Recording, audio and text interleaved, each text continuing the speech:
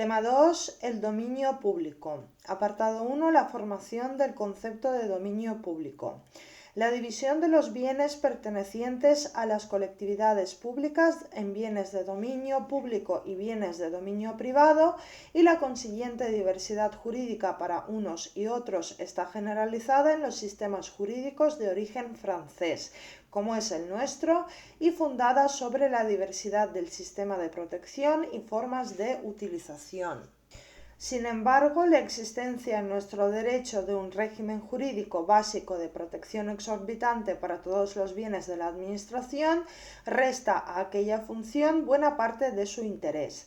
Y es que sobre la exorbitancia básica de los bienes patrimoniales, los demaniales ostentan un plus, un régimen todavía más intenso de autoprotección administrativa al que se yuxtapone un régimen de utilización reglada en mayor medida que el propio de los bienes patrimoniales. En Francia, en el Estado absoluto, la contraposición entre bienes de dominio público y bienes de dominio privado y la consiguiente dualidad del régimen jurídico es prácticamente abandonada. El dominio de la corona se formaba con diversos elementos materiales, por ejemplo, caminos, riberas de los ríos y del mar, y derechos inmateriales, como por ejemplo derechos señoriales o fiscales. A ese conjunto de bienes unidos por una misma titularidad se les aplicaban las reglas esenciales para su protección, que son los siguientes. Imprescriptibilidad, que protege contra las ocupaciones abusivas de terceros, y la inalienabilidad para asegurar la protección del dominio contra el riesgo de las propias dilapidaciones reales que preocupaban por poder originar la necesidad de nuevos impuestos. La Revolución Francesa provocó una alteración del régimen jurídico de los bienes de la corona al traspasar a la nación su titularidad, transformándolos en bienes nacionales, salvo los bienes incorporales. Por otra parte, se les priva de su anterior régimen de protección al abrogar las reglas sobre la imprescriptibilidad y la inalienabilidad. Esta situación, caracterizada por la inexistencia de una categoría jurídica de bienes del Estado especialmente protegida, es la que se refleja en el Código Civil Napoleónico de 1807. El renacimiento posterior de la distinción entre bienes de dominio público y los bienes de dominio privado de la Administración causan la necesidad de recuperar aquel sistema de protección jurídica especial para determinados bienes, poniendo en vigor las reglas de la imprescriptibilidad y la inalienabilidad que la legislación revolucionaria había derogado. Establece el artículo 538 del Código Civil Napoleónico que todas las porciones del territorio francés que no son susceptibles de una apropiación privada son consideradas como dependencias del dominio público. Así, la doctrina distinguió entre bienes nacionales productores de rentas y susceptibles de apropiación privada y bienes de dominio público consagrados por naturaleza al uso de todos y al servicio general. Este restringido concepto de dominio público comprensivo de las cosas afectadas al uso de todos sufre una ampliación por la necesidad de proteger también los bienes que no estando afectados al uso de todos, sí lo están al servicio público, por ejemplo los edificios destinados a servicios públicos. De aquí surge el concepto de afectación como criterio definidor por excelencia del dominio público que permite definir el demanio como las cosas afectadas al servicio público o a la titularidad pública. No obstante, resultaba excesivo extender un mismo régimen de protección a bienes tan dispares como un río, una silla ocupada por un funcionario, etc. Se puso asimismo de relieve que los regímenes jurídicos no son monolíticos, pues ni todos los bienes del dominio público están sometidos al mismo régimen jurídico, ni los de dominio privado dejan de tener algunos elementos exorbitantes del derecho común, por lo que la distinción rígida entre dominio público y privado se intentó sustituir por una escala de la demanialidad en la que teóricamente se ordenarían todos los bienes de la Administración según su grado de necesidad de protección. En todo caso, la jurisprudencia francesa ha terminado por definir el dominio público en función de la exigencia del requisito de la afectación del bien o a un uso o servicio, porque así se desprende de su naturaleza, o porque haya sido objeto de una remodelación o tratamiento especial para servir a la finalidad pública. Esta segunda condición permitiría, por ejemplo, excluir del concepto del dominio público el mobiliario de las dependencias de la Administración, no obstante de estar afecto a un servicio público. La definición adoptada por la Comisión de Reforma del Código Civil define el dominio público como el conjunto de los bienes de las colectividades y establecimientos públicos que estén bien a la disposición directa del usuario público, bien afectados a un servicio público, siempre y cuando en este caso estén por naturaleza o por un arreglo particular adaptados exclusivamente o esencialmente al fin propio de estos servicios. La distinción de dos clases de bienes de la Administración y del dominio público tiene entrada en nuestro derecho con motivo de la aprobación del Código Civil, que incorpora las soluciones ya consagradas por la doctrina y jurisprudencia francesas con el criterio definidor de los bienes que, pertenecientes al Estado, se califican como bienes del dominio público. La novedad que introducía el Código Civil fue la de hacer del criterio de afectación el criterio central en la delimitación y definición del dominio público. Así se desprende de los artículos 338 hasta 345 que, aparte de someter los bienes del patrimonio real a una ley especial, amplía el concepto más allá de bienes destinados al uso público para incluir los que, sin ser de uso común, estén destinados a algún servicio público o al fomento de la riqueza nacional, como las murallas, fortalezas y demás obras de defensa del territorio y las minas. El artículo 132 de la Constitución española no tiene precedente en la historia constitucional española ni en el derecho comparado, pero es significativo que una de las enmiendas que se formulaban propugnaba su supresión del texto constitucional por tratar una materia administrativa. Sainz Moreno encuentra una justificación para la inclusión en la Constitución del artículo 132 en el artículo 128, según el cual toda la riqueza del país está subordinada al interés general. A partir de aquí, la Constitución recoge y garantiza distintas categorías de bienes: los de propiedad privada del artículo 33, los reservados al sector público del artículo 128.2, bienes patrimoniales de los entes públicos del artículo 132.3, bienes de dominio público en general, los comunales y los que integran el patrimonio nacional del artículo 132. Apartado 2. El criterio de la afectación como definidor del dominio público, bienes que comprende.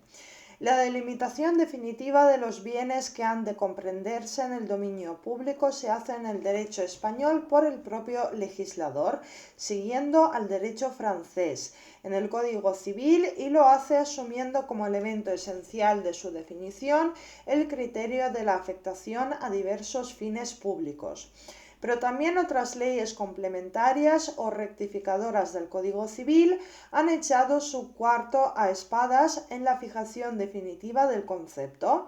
Así, la legislación local, Ley de Bases de 1985 y Reglamentos de Bienes de las Corporaciones Locales de 1986, modificada por la Ley 27/2013 de Racionalización y Sostenibilidad de la Administración Local, y las leyes especiales sobre bienes genéricamente descritos como las leyes de aguas, minas, montes, puertos, costas, etc.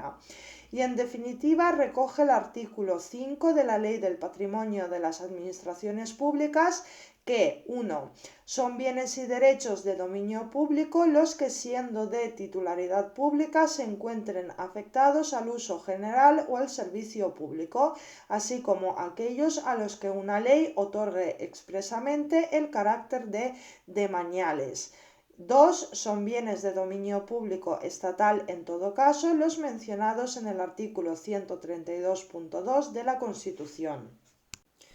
Aparte de la titularidad de un ente público, para calificar un bien como de dominio público es esencial el elemento de destino o de la afectación del bien a una finalidad pública, a un uso o a un servicio público o al fomento de la riqueza nacional.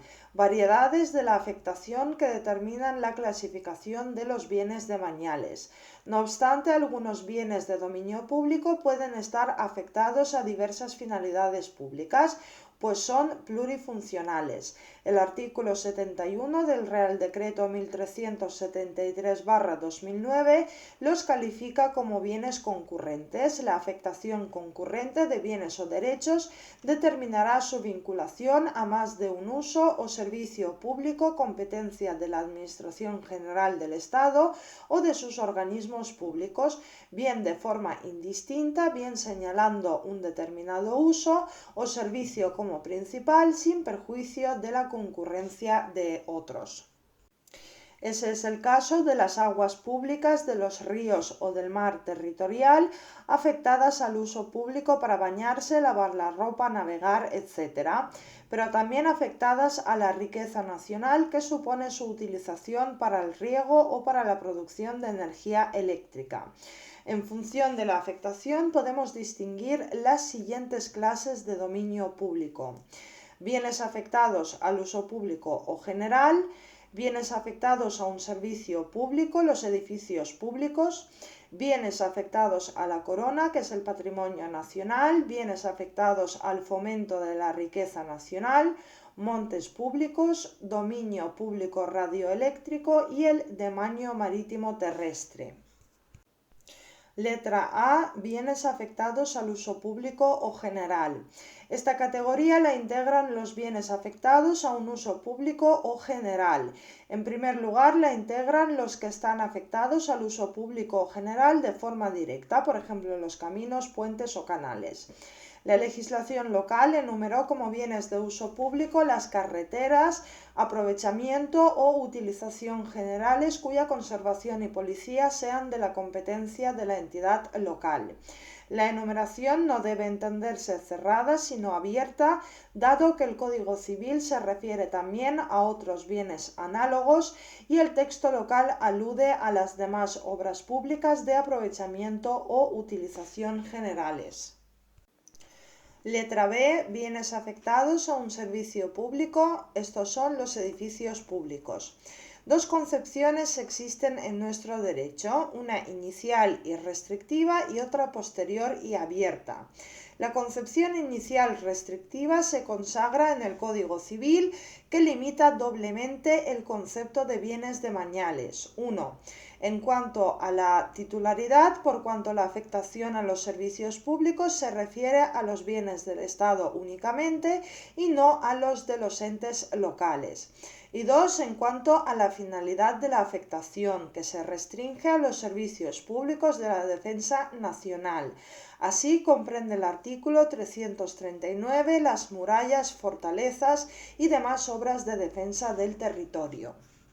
La legislación local amplió este concepto, incluyendo los edificios en que se alojan oficinas o cualesquiera servicios, tales como casas consistoriales, palacios provinciales y en general edificios que sean de las mismas, mataderos, mercados, lonjas, hospitales, hospicios, museos, montes catalogados, escuelas, cementerios, elementos del transporte, piscinas y campos de deporte y en general cualesquiera otros bienes directamente destinados a la prestación de servicios públicos o administrativos.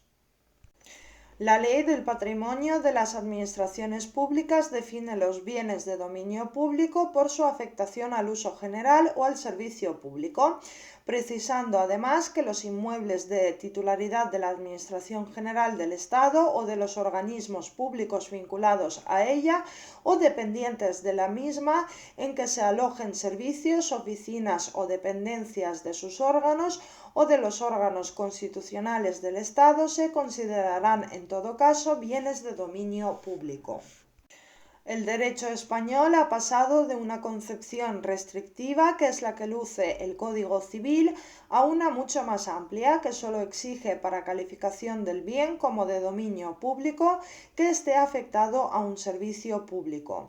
Basta pues con la simple afectación o vinculación con este servicio, sin la exigencia de que esa afectación lo sea en función de su especial naturaleza o por haber sido objeto de una suerte de acondicionamiento.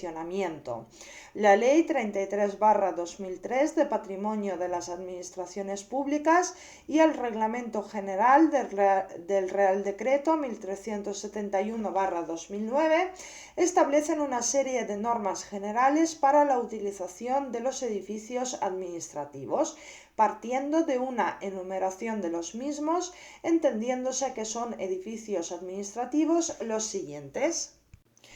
A. Los edificios destinados a oficinas y dependencias auxiliares de los órganos constitucionales del Estado y de la Administración General del Estado y sus organismos públicos. B. Los destinados a otros servicios públicos que se determinen reglamentariamente. Y C. Los edificios del patrimonio del Estado que fueren susceptibles de ser destinados a los fines expresados en los párrafos anteriores, independientemente del uso a que estuvieren siendo dedicados. Se asimilan a los edificios administrativos los terrenos adquiridos por la Administración General del Estado y sus organismos públicos para la construcción de inmuebles destinado a alguno de los fines señalados en los párrafos A y B. La gestión de los edificios administrativos por la Administración General del Estado y sus organismos públicos se inspira en el principio de adecuación a las necesidades de los servicios públicos y se realiza con sujeción a los siguientes criterios. 1.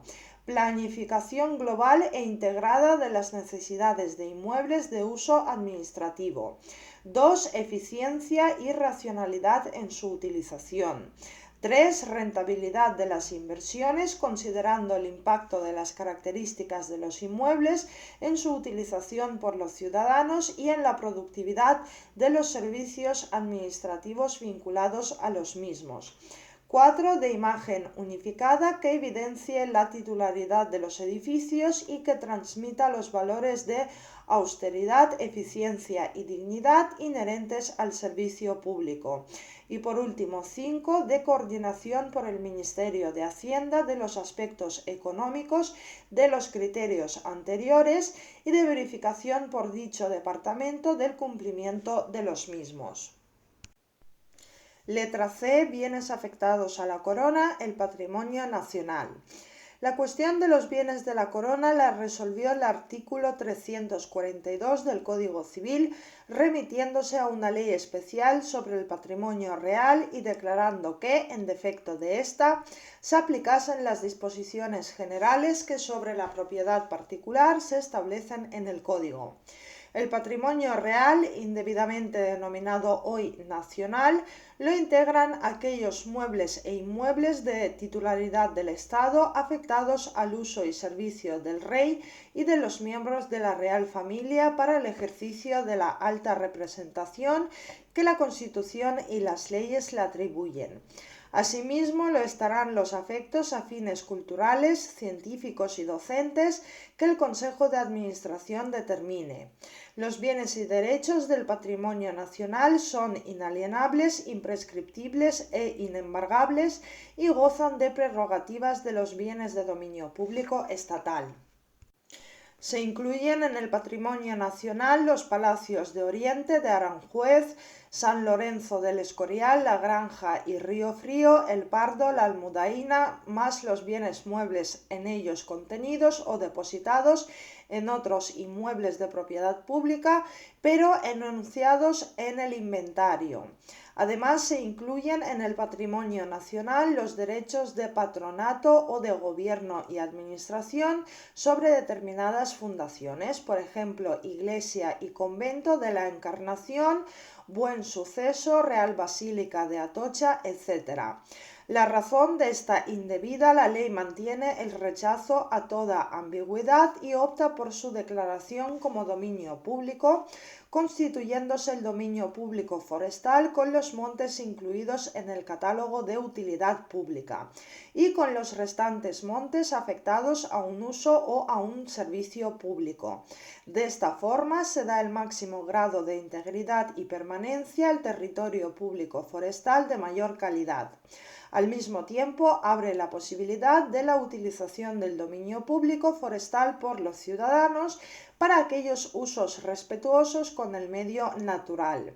Asimismo, el texto refundido, siguiendo la estela de la legislación del año 2003, impone ahora el régimen de protección de Mañal, estableciendo que los montes de dominio público forestal son inalienables, imprescriptibles e inembargables y no están sujetos a tributo alguno que grave su titularidad, según el artículo 14. La extensión de un régimen de Mañal a unos derechos de patronato hay que verla en la intención de conseguir para estas organizaciones y sus bienes la exención fiscal propia de los bienes de dominio público, más que en beneficiarlas del régimen exorbitante de protección de Mañal, para lo que es de aplicación el régimen propio de las fundaciones culturales privadas. Letra D. Bienes afectados al fomento de la riqueza nacional. Esta clase de bienes de dominio público que afecta a los del Estado y de las comunidades autónomas en cuanto tienen competencia en estas materias, pero no a los bienes de los entes locales, es aquella que el Código Civil describe en su artículo 339 como formada por los bienes que, perteneciendo privativamente al Estado, están afectos al fomento de la riqueza nacional. Y el mismo artículo ejemplifica las minas mientras no se otorgue su concesión. Repugna a la caracterización de Mañal de las minas la circunstancia de que antes de su descubrimiento la mina era algo ignoto, una res nullius, ajena y fuera de la propiedad del terreno en el que se asienta y como tal insusceptible de la propiedad privada. Otorgada su concesión, la mina pertenece, aunque con sujeción a un fuerte intervencionismo administrativo, al titular de aquella que se beneficia de sus frutos, la defiende frente a terceros y puede transmitir su derecho por actos inter vivos o mortis causa. Esa calificación de Mañal de las minas, mientras no se otorgue su concesión, se hace instrumentalmente para resaltar su inapropiabilidad mediante los modos comunes de adquisición de la propiedad, por estar reservada su atribución a los cauces administrativos del permiso de investigación y de la concesión. En cualquier caso, es claro que las minas, una vez concedidas, no están afectadas a un servicio ni al uso público y por ello el régimen de su utilización y protección difiere del de los otros bienes de Mañales. Pero a pesar de que la calificación de las minas como bienes de dominio público no encuentra apoyatura ninguna, ni en nuestra tradición jurídica, ni en el propio régimen jurídico de las sustancias minerales, esa es la calificación que la doctrina española les otorgó mayoritariamente, porque como bienes de dominio público las califica el artículo 2 de la Ley de Minas de 1973. La crítica anterior puede extenderse a la calificación como bienes de dominio público a los hidrocarburos, con un régimen similar al minero según la Ley de Minas, y radicalizarse con relación a las rocas. En la contradicción entre calificación de bienes de dominio público y la regulación legal es todavía más patente, dado que la ley ha consagrado el sistema fundiario o de accesión al corresponder su aprovechamiento al dueño de los terrenos en los que se encuentren. Régimen similar se aplica a las aguas minero-medicinales y minero-industriales. Previa autorización administrativa, corresponde su aprovechamiento preferente en terrenos privados al dueño de la superficie y en terrenos de dominio público al que ha obtenido esa autorización. Las aguas terrestres están afectadas, además de a usos públicos, al fomento de la riqueza nacional y sus principales aprovechamientos. Se organizan como las minas por concesión administrativa en favor de los entes públicos o de particulares. No obstante, las aguas compatibilizan esos usos privativos con usos públicos y generales, como bañarse, navegar, etc. Lo mismo ocurre con el demanio marítimo integrado por la zona marítimo terrestre, las playas, la plataforma continental y zona económica, afectadas a usos generales y aprovechamientos privativos. Letra E. Los montes públicos. Para Colmeiro, los montes de titularidad pública, no obstante de su exclusión de la legislación desamortizadora y de su regulación por ley especial, no pasaban de ser simples bienes del Estado o de los entes locales, cuya gestión y administración no originaba actos administrativos, sino de pura gestión económica. La jurisprudencia había reiteradamente insistido en la inaplicación a esta propiedad de los rasgos propios del dominio público, en especial en lo que atañe a la regla de imprescriptibilidad. La realidad evidenció que la riqueza forestal no resultaba suficientemente protegida con los medios defensivos del régimen de la propiedad privada, razón por la que la Ley de Montes de 1957 arbitró medios de protección de los montes públicos catalogados más propios del demanio que de la propiedad privada, protección que potenció la Ley de Montes del año 2003, modificada por la Ley 10/2006.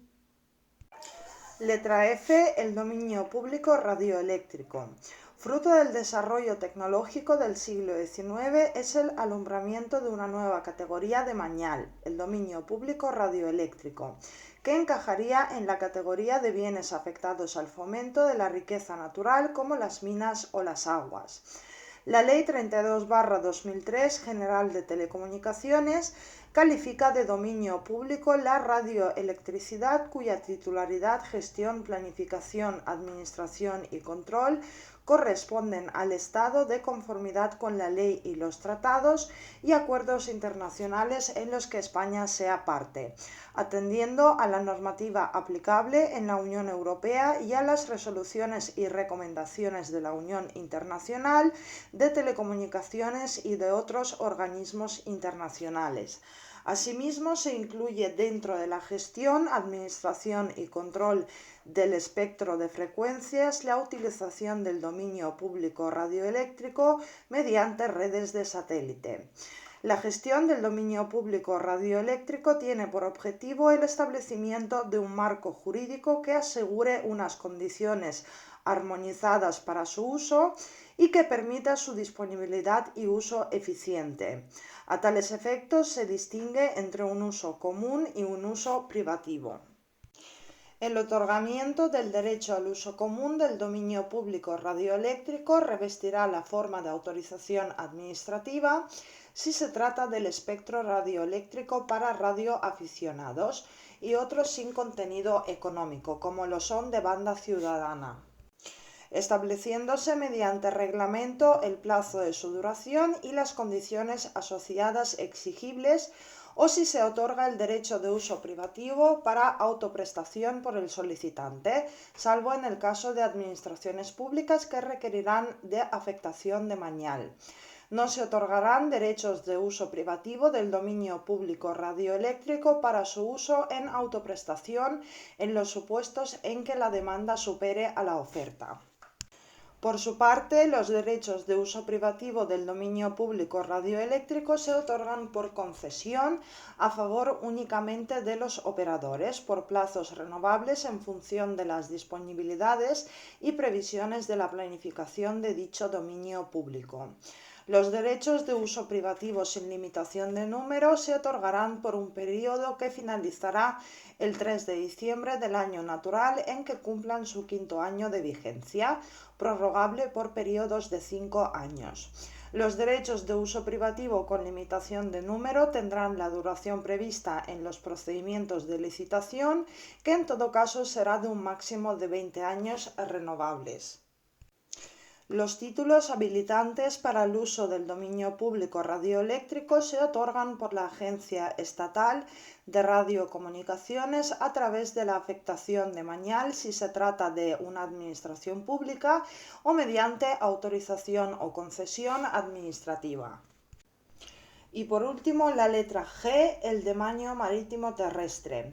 El artículo 132 de la Constitución española hace referencia expresa a un conjunto de bienes y establece que son bienes de dominio público estatal los que determine la ley y, en todo caso, la zona marítimo terrestre, las playas, el mar territorial y los recursos naturales de la zona económica y la plataforma continental. Apartado 3. Los bienes comunales.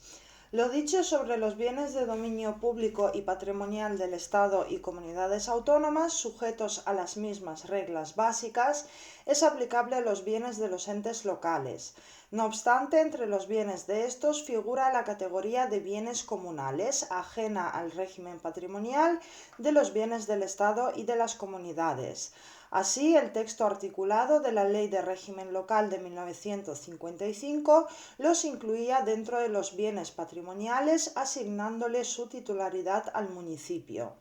La vigente Ley de Régimen Local igualmente distingue entre los bienes de uso y servicio público como bienes demaniales de una parte y los bienes patrimoniales de otra, añadiendo otra clase de bienes que son los bienes comunales, categoría que la ley define no por el dato de la titularidad dominical, sino en función de su aprovechamiento y disfrute. Y dice que el aprovechamiento y disfrute de los bienes comunales se efectuará preferentemente en régimen de explotación colectiva y comunal. Dice Nieto que los bienes comunales han ido llamando a todas las puertas del derecho administrativo sin encontrar acomodo en ninguno de sus capítulos. Muy próximos al dominio público, más o menos integrados en el patrimonio municipal, variedades de servidumbre o comunidad, es lo cierto que pese a todas estas analogías, no han podido nunca ser encajados satisfactoriamente en una de estas categorías jurídicas. Ahora la Ley de Montes de 2003 define los bienes comunales cuando son montes como los pertenecientes a las entidades locales y en tanto su aprovechamiento corresponda al común de los vecinos, calificándolos de bienes de dominio público. De los bienes comunales, una de sus manifestaciones más típicas son los montes vecinales o parroquiales y que son bienes comunales aprovechados por los vecinos de determinadas parroquias o lugares más cercanos a aquellos. Sobre este tipo de bienes comunales, pero en los que se daba un aprovechamiento más inmediato y reducido por un grupo vecinal, se impuso sobre todo en relación con los montes parroquiales gallegos una línea jurisprudencial que calificó dichos aprovechamientos de comunidad de tipo germánico con titularidad no del municipio, sino de los grupos de vecinos que los disfrutaban. Esta caracterización se expresó legislativamente en la Compilación Foral de Derecho Civil de Galicia de 1963 y en la Ley de 1968 sobre montes vecinales. La regulación última es la Ley sobre montes vecinales en mano común de 1980, que los define como aquellos terrenos de naturaleza especial que, con independencia de su origen y en su calidad de grupos sociales y no como entidades administrativas, cuya titularidad dominical corresponde sin asignación de cuotas a los vecinos integrantes en cada momento del grupo comunitario de que se trate y vengan aprovechándose consuetudinariamente en mano común por los miembros de aquellos en su condición de vecinos con casa abierta con humos. Los montes vecinales son, pues, por definición legal, propiedades privadas que se rigen por su ley especial y supletoriamente por el Código Civil. Las cuestiones sobre propiedad se atribuyen a los tribunales civiles, sin embargo, los rasgos administrativos de los bienes comunales no han desaparecido de su régimen jurídico y en este sentido los montes vecinales son, como los bienes comunales, indivisibles, inalienables, imprescriptibles e inembargables y no están sujetos a impuestos territoriales. Por otra parte, se ha organizado sobre ellos un régimen de tutela administrativa especialmente intensa a través de los jurados de montes vecinales en mano común. Entre los rasgos en los que aflora el carácter público o administrativo de los montes vecinales, destaca la competencia de la Administración para su deslinde y amojonamiento y en la regulación sucesoria, pues en caso de extinción de la agrupación vecinal titular, la entidad local menor o en su defecto el municipio en cuyo territorio radique el monte regulará su disfrute y conservación en las condiciones establecidas para los bienes comunales en la Ley de Régimen Local. La nueva regulación de los montes operada ha incluido una nueva categoría, los montes de socios, y los define como aquellos cuya titularidad corresponde en pro indiviso a varias personas y algunas de ellas son desconocidas, con independencia de su denominación y de su forma de constitución. Cualquiera de los copropietarios de un monte de socios, con independencia de cuál sea su cuota de participación, podrá promover la constitución de una junta gestora ante el órgano competente en gestión forestal que convocará a instancia de parte a todos los copropietarios conocidos. La Junta Gestora, una vez constituida, será el órgano de gobierno en representación de la comunidad en tanto existan cuotas de participación vacantes y sin dueño conocido, mediante comunicación al efecto a todos los demás copropietarios conocidos.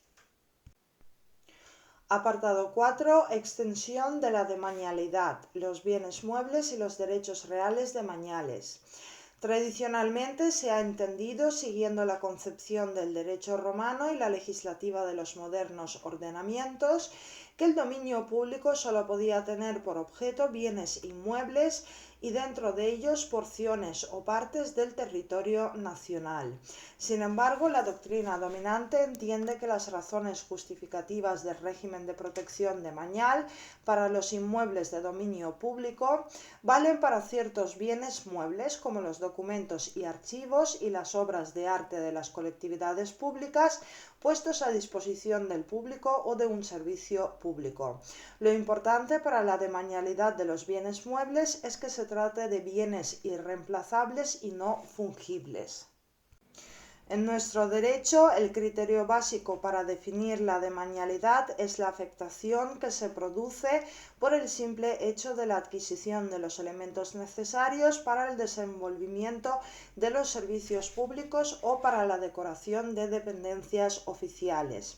Por su parte, la Ley 16/1985 del Patrimonio Histórico Español sujeta a un régimen exorbitante de protección los bienes de carácter histórico, entre los que se incluyen obras de arte propiedad de entes públicos, régimen de protección exorbitante que se entiende incluso a los bienes de protección particular, esto es, muebles de interés artístico, histórico, paleontológico, arqueológico, etnográfico, científico o técnico.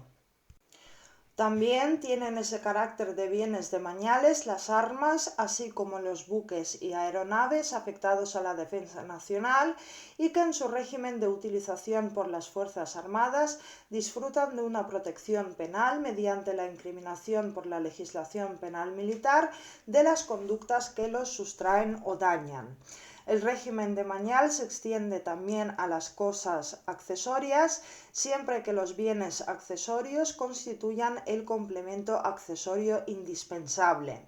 Las accesiones como cosas que unen o surgen unidas al bien demanial, pero que no participan en la función económica de éste ni pueden disfrutar de la protección. Por ejemplo, los frutos, flores, hierba, etc.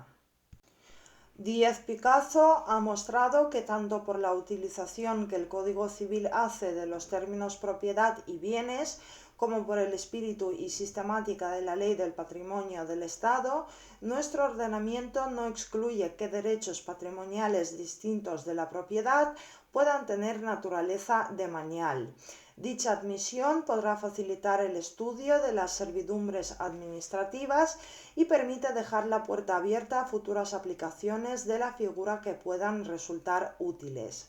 La Ley del Patrimonio de las Administraciones Públicas utiliza para definir el objeto de la demanialidad la expresión de bienes y derechos sin circunscribirlo a la propiedad, lo que parece admitir otros derechos limitados sobre cosas y no necesariamente el derecho pleno de la propiedad sobre las mismas. No obstante, esta categoría de otros derechos reales públicos de contenido parcial sobre los bienes propiedad de particulares debe distinguirse de las limitaciones generales a la propiedad y de las servidumbres. Solo es posible admitirla cuando realmente esas facultades sirven al desarrollo de una actividad administrativa y cuando su defensa se organiza a través de los poderes de policía y de coerción característicos de la demanialidad.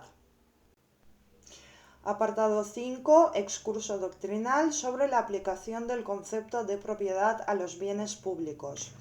Los primeros teóricos de la distinción entre el dominio público y privado de la administración sostenían su insusceptibilidad para ser objeto de propiedad.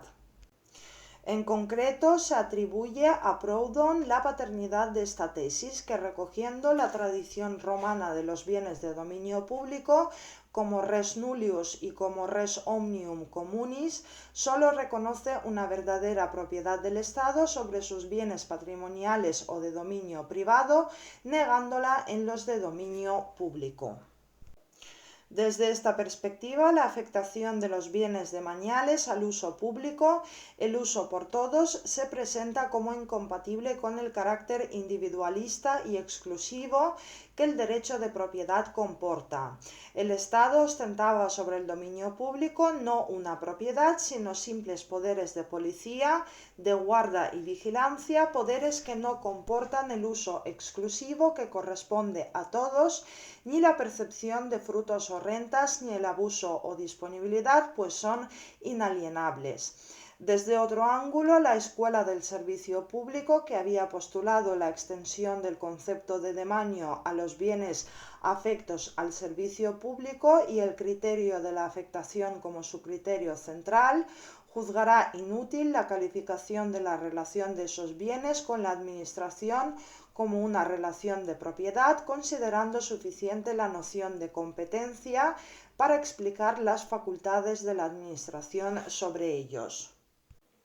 La jurisprudencia francesa ha venido considerando el dominio público como una propiedad y a la administración como titular investido de las facultades y poderes propios del derecho real de dominio, tales como la facultad de ejercitar en su defensa acciones reivindicatorias y posesorias, adquirir medianeras sobre predios limítrofes, el derecho a recibir incrementos por accesión y el percibo de eventuales frutos naturales o económicos, como ciertas rentas por los usos privativos compatibles con el uso general. Todo ello ha conducido a aceptar como necesaria y conveniente la asimilación del demanio a la propiedad, concepto de indudable utilidad, para explicar la mayor parte de sus efectos jurídicos. A ese resultado contribuyó el esfuerzo doctrinal de Jauregui, que desmontó la aplicación de la relación del Estado con los bienes demaniales como una relación de soberanía, poniendo de relieve que ésta solo podía ser cierta desde una consideración global de conjunto sobre géneros completos de bienes de dominio público, por ejemplo las carreteras, los ríos, las costas, insusceptibles de apropiación privada. Pero esa explicación ya no es tan cierta en la contemplación de bienes concretos o partes de los mismos, la famosa perspectiva del metro cuadrado, punto de vista desde el que es perfectamente imaginable la posibilidad de la apropiación de bienes concretos o parte de los mismos por los particulares, como lo demuestra la existencia de otros de igual naturaleza física pero de dominio privado, por ejemplo los lagos o las carreteras. El mismo autor argumentó que las diferencias del derecho de propiedad con el demanio no son absolutas, dándose en este los elementos tradicionales de la propiedad, el uso aparece incluso de forma directa por la administración en los bienes afectos a los servicios públicos, El fruto es visible en las tasas y otras utilizaciones cada vez más frecuentes. Y por último, en cuanto al obstáculo de la inalienabilidad, la desafectación del bien demanial al fin público la hace desaparecer y resulta anómalo admitir que por sí solo este hecho de la desafectación permita crear un derecho de propiedad donde antes no existía. La Ley del Patrimonio del Estado de 1964, queriendo zanjar la cuestión, aludió a los bienes de propiedad del Estado que tienen la consideración de demaniales, expresión que la vigente del patrimonio de las administraciones públicas ha sustituido por la menos problemática de titularidad. Apartado 6. Comienzo y cese de la demanialidad, afectación y desafectación. La afectación del bien a un destino público es el elemento fundamental para la calificación de un bien como demanial. De igual forma, la desafectación produce el fenómeno inverso de su descalificación como bien demanial. Letra A. Las modalidades de la afectación. El inicio de la afectación y por consiguiente del régimen de demanialidad no se produce de la misma forma para todos los bienes del dominio público. Es así dada la variedad de estos y la consiguiente diversidad de regulaciones, donde no siempre son posibles las unitarias. Los bienes de dominio público natural o necesario, por ejemplo los ríos, la zona marítimo-terrestre, así como los bienes afectados al fenómeno de la riqueza nacional, como por ejemplo las minas o los montes, adquieren el carácter demanial normalmente en función de dos elementos. Uno, la existencia de un precepto de carácter general que establezca esa condición para todo un género de bienes. Y dos, la circunstancia de que en un bien concreto se den las características físicas que permitan considerarlo incluido en aquel. No es necesaria actividad administrativa alguna de carácter constitutivo. La adquisición de la demanialidad es independiente del comportamiento de la administración y queda en manos del legislador y de la propia naturaleza y evolución de las cosas. No obstante, es posible una actividad de mera comprobación sobre un bien determinado, tendente a acreditar que reúne las características propias del género demanial en cuestión. Por ejemplo, que efectivamente se trata de una simple delimitación o deslinde entre el bien demanial y las propiedades privadas limítrofes, a fin de determinar dónde termina el uno y comienzan las otras. El cese de la demanialidad se produce en este tipo de bienes de forma inversa. Cesará en primer lugar por una derogación o modificación de la norma calificadora y cesará también por degradación o desnaturalización, es decir, por alteración de los caracteres físicos que definen el género al que el bien pertenece, por ejemplo, desecación de un río o la retirada del mar. En el dominio público artificial, como por ejemplo son los edificios o parques, el comienzo de la demanialidad se produce por virtud de una actividad administrativa que incorpora el bien al régimen jurídico propio de la demanialidad. Esa actividad es la técnica de la afectación del bien a un uso o a un servicio público y puede resultar formalmente de un acto administrativo o incluso de una situación de hecho, si así lo dispone una norma. La variedad de formas está pormenorizadamente descrita en el artículo 8 del Reglamento de Bienes de las Corporaciones Locales, que distingue y regula las siguientes clases de afectación. A. La afectación expresa a un uso o servicio público mediante un expediente que acredite la oportunidad y legalidad de la afectación.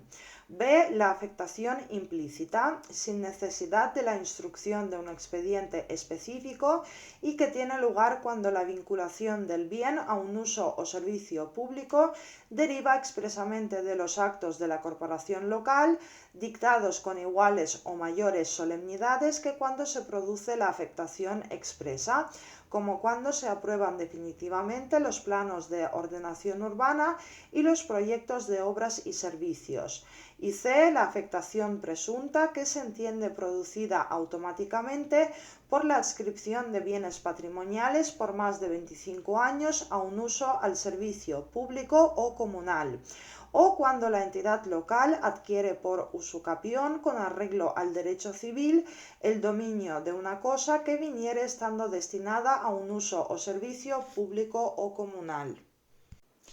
La Ley del Patrimonio de las Administraciones Públicas 33/2003 y su Reglamento General con referencia a los bienes del Estado recoge las mismas formas de afectación legal y por acto administrativo expreso.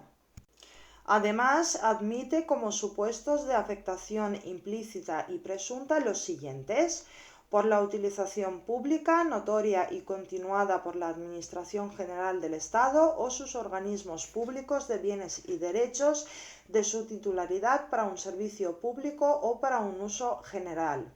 La adquisición de bienes o derechos por usucapión posesoria vinculada al uso general o a un servicio público o por expropiación forzosa según el fin determinante de la declaración de utilidad pública o interés social o por la aprobación por el Consejo de Ministros de programas o planes de actuación general o proyectos de obras o servicios cuando de ellos resulte la vinculación de bienes o derechos determinados a fines de uso o servicio público. Asimismo, se admite una afectación de futuro a los inmuebles en construcción que se entenderán afectados al departamento con cargo a cuyos créditos presupuestarios se efectúe la edificación. En los bienes muebles, la afectación se produce por el simple hecho de adquisición de los necesarios para el desenvolvimiento de los servicios públicos o para la decoración de dependencias oficiales. Letra B. Las modalidades de la desafectación. El cese de la demanialidad tiene lugar por el proceso que tiene lugar. Letra B. Las modalidades de la desafectación. El cese de la demanialidad tiene lugar por el proceso inverso de la desafectación, cuyo efecto es convertir el bien demanial en un bien patrimonial y que debe revestir las formas o variedades expuestas sobre la afectación. Es posible la desafectación por ley de toda una categoría de bienes calificados de demaniales y la desafectación por acto expreso de la Administración sobre bienes singularizados. Como dice la Ley del Patrimonio de las Administraciones Públicas, los bienes y derechos demaniales perderán esta condición adquiriendo la de patrimoniales, en los casos en los que se produzca su desafectación por dejar de destinarse al uso general o al servicio público. Sin embargo, no hay desafectación implícita o presunta, dado que la ley prescribe que la desafectación debe realizarse siempre de forma expresa. Apartado 7. Mutaciones demaniales. Por mutación demanial se entiende la alteración de alguno de los elementos del demanio, titularidad o afectación, sin salir el bien del dominio público. La mutación demanial puede afectar a la titularidad. Así ocurre en los supuestos de sucesión entre entes públicos, por ejemplo, la fusión de dos municipios en uno. También se altera la titularidad demanial cuando se produce una transferencia de la competencia sobre el servicio público a que los bienes están afectos en favor de un ente territorial diverso del que la ostentaba, máxime cuando el traspaso de competencia se efectúa por ley. La Ley 33/2003 de Patrimonio de las Administraciones Públicas las regula en su artículo 71, estableciendo que la mutación demanial es el acto en virtud del cual se efectúa la desafectación de un bien o derecho del patrimonio del Estado con simultánea afectación a otro uso general, fin o servicio público de la Administración General del Estado o de los organismos públicos vinculados o dependientes de ella. Las mutaciones demaniales deberán efectuarse de forma expresa, salvo lo previsto en el apartado siguiente, para el caso de reestructuración de órganos. En los casos de reestructuración orgánica se estará a lo que se establezca en la correspondiente disposición. Reglamentariamente se regulan los términos y condiciones en que los bienes y derechos demaniales de la Administración General del Estado y sus organismos públicos pueden afectarse a otras administraciones públicas para destinarlos a un determinado uso o servicio público de su competencia. Este supuesto de mutación entre administraciones no altera la titularidad de los bienes ni su carácter demanial y es aplicable a las comunidades autónomas cuando éstas prevean en su legislación la posibilidad de afectar bienes demaniales de su titularidad a la Administración General del Estado o sus organismos públicos para su dedicación a un uso o servicio de su competencia.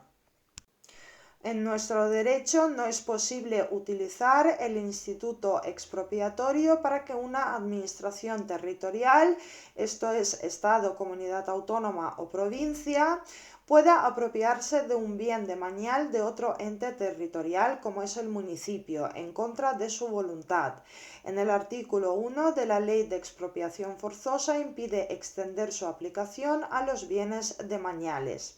La Ley del Patrimonio de las Administraciones Públicas extiende el concepto de mutación demanial al cambio interno en la afectación de un órgano a otro dentro de la misma administración y en este caso del Estado. La define como el acto en virtud del cual se efectúa la desafectación de un bien con simultánea afectación a otro uso general, fin o servicio público de la Administración General del Estado o de los organismos públicos vinculados o dependientes de ella.